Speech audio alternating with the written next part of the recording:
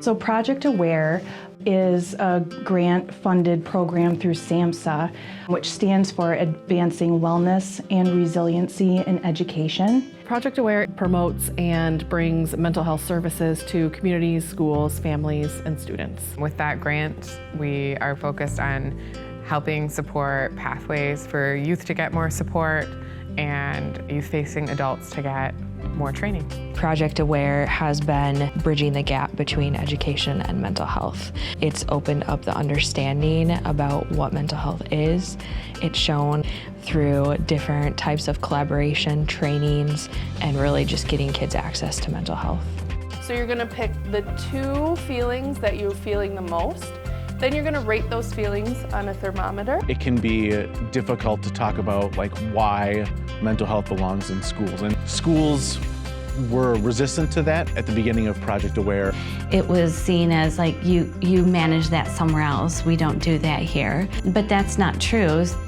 Children spend more time in school buildings than they do anywhere else. It's really important. Mental health belongs in schools. We need social workers in schools and the value of having a therapist available. And I'm really glad through Project Aware to be a part of all of this. Bringing it into schools is really important because that is a place where students can be served. We have a lot of families who don't have access to other mental health services. Being able to offer that service where they are at all day long, really reducing the difficulty of parents getting them to services in the community. That is one main thing. Mental health isn't something that's hidden away and that one student in the entire building has and they're seeking services outside. It's well known and talked about and not just a secret anymore. It's normalizing how to ask for help, how to seek out the helpers in the school. They are much more open. I think they understand the concept of it's okay to not be okay because we're actually talking about it now. Everybody needs a little help sometimes, so if they just know that somebody's there to ask for it, but I don't have all the answers, and I'm not a mental health service provider. So the topic of today's lesson is turning something bad into something good. Teachers are not mental health clinicians. So for many, many teachers, it is extremely intimidating when they have a child sitting in their classroom or even a couple of kids in their classroom that are clearly struggling with mental health issues. They don't have the resources at their fingertips. So Project Aware, we've used that funding to help get educators together. That has been focusing on our mental health, focusing on our wellness, to network with other people, see other educators in a different setting, and just celebrate, the fact that we get to work in schools with students. So having these opportunities where we have extra support and funding for teachers to get training that they don't always have access to, it really empowers everybody to be the best educator that they can be and to create these communities that feel supportive. This type of training really removes that stigma and takes away that taboo factor for me as an educator. We always want to do what's best for our students. Project Aware is what brought that training to us. Hey, we have this training that's available to staff. Would you like it?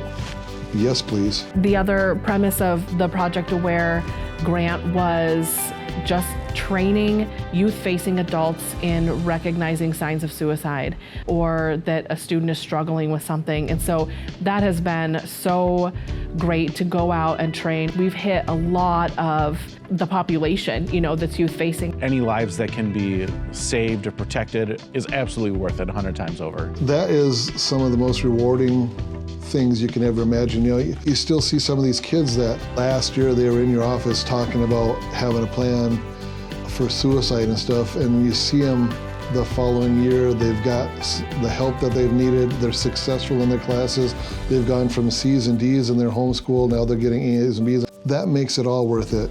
Yeah, we had to sit through some training that was a little scary at first, but when you can see these kids finally getting some help and being successful, that makes all the difference. So what else in life do we label? People. When we proactively provide things like social emotional learning, kids are learning how to be resilient because they're expanding their ability to manage their emotions in a productive manner. And each time we're doing that, we're removing barriers to learning. And so they have increased attendance, improvement in their grades, and they'll have more meaningful relationships in their life. We have seen a positive effect in kids' academics through having more social emotional learning in school, just because they are able to have a little bit more resilience, deal with those difficult academic moments, recognize when they're getting frustrated or how their frustration might be making it harder for them to learn. So we're seeing the learning piece that is absolutely reflecting in our academics. By creating and fostering those relationships and understanding their emotions and being able to work on that with them, we are creating adults that know how to cope with things to help them be successful in life. I think the proof is there. You go into the classroom and you can see that a lot of teachers are intentionally doing this, and it's fostering a great future. Schools are the epicenter of life for students, so the more we can create that community model and that bringing together and building relationships for people, the better success and the happier and healthier communities we'll have. Kids and teenagers especially, taking care of their mental health is really the foundation to succeed in life. The reality is that this is something that should unify us.